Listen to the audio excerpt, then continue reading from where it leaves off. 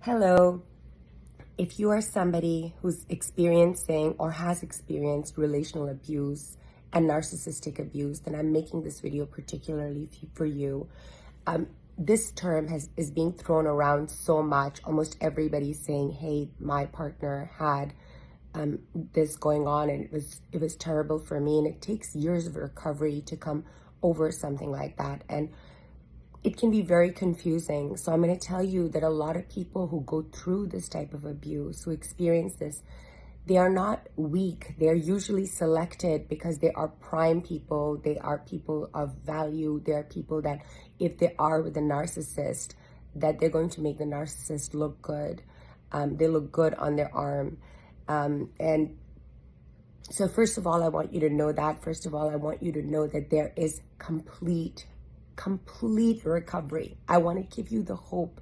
There's complete recovery from this. I myself have experienced it. I myself have recovered from it. So, I talk about it, and all of my programs are geared to this because I experienced it. I know how real it is. But what I want to tell you is that narcissistic abuse is going to happen to people like me who have features of people pleasing, of denying their reality. And there has to be an acknowledgement that this happened to me and it was not okay and I'm not going to put up with it. There has to be that. And then after that is complete, after the grieving of what happened was complete, my invitation is for you to get up and to heal the part of you that somehow allowed this, that this happened on your watch. Somehow it allowed it, enabled it, it promoted it, whatever it was. Unless you and I change the parts of us that are creating what we can no longer handle, we no longer want in our lives, nothing really changes. There's plenty of people who get so hurt by the depth of the betrayals that happen in narcissistic abuse because you gave your heart 100 times out of love, and the breakage, the knife is in that very, very sacred place, that they build these armors around them that become their prison, that they have walls that become electrical fences, that they get walled in, that they allow somebody else's idea of what they wanted to do to affect their life. And I'm calling you forward and I'm saying that if we as victims of narcissistic abuse don't watch that, we can actually have victim narcissism where we get so obsessed about what happened to us that we are not present to the possibilities, we're not present to what's going on. And I want all of us to watch out, because one of the most gorgeous things about humans is the bandwidth of human consciousness, that no matter what is going on with you, what has occurred with you, that you have the capacity to experience that fully, but to move it from point A of complete upset, of breakage, to point B of peace and fulfillment and joy. And this movement from point A to point B, that Joseph Campbell calls the hero's journey, and we can call emotional elasticity, is the magic. It's not that the human experience ends and when you heal yourself, none of that is there anymore.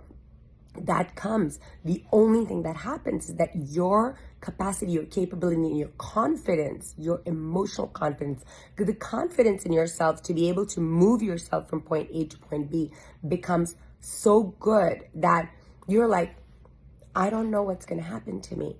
I don't know who's going to love me, who won't.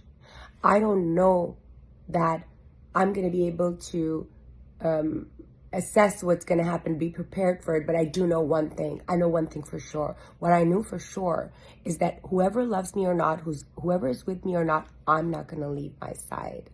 I'm going to be with myself. And my invitation to all of my fellow people who have experienced narcissistic abuse is that there is complete recovery. I'm going to tell you that what if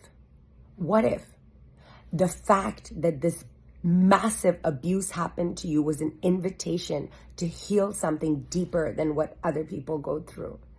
I'd love for you to see that as an opportunity. I want you to know that this is meant to be healed. This is coming up to be healed. That when you heal this, there will come a time, like it has for me, where I consider all of the things that occurred with me as a blessing, because they've gotten me to this place inside me where I don't know I could have gotten, that I needed that push. I just want to say one more thing, is that if you are somebody who's in a relationship that has narcissistic abuse right now, I want to really clarify, as a professional in this field, as a relationship expert, that there are two things. There's narcissistic personality disorder, which many people hold is unchangeable. Personality disorders are difficult, but most of the people out there have narcissistic features. They have features that they can be healed. They are meant to be healed. Of course, the cure is self-love. Of course, it's very difficult to see that the narcissist just really hates themselves, and no amount of love that the person who is the people pleaser will give them can make up for the hate and the harshness that they have inside them for themselves. So I hope this is helpful. Follow me right here for content of this type. Reach out to me.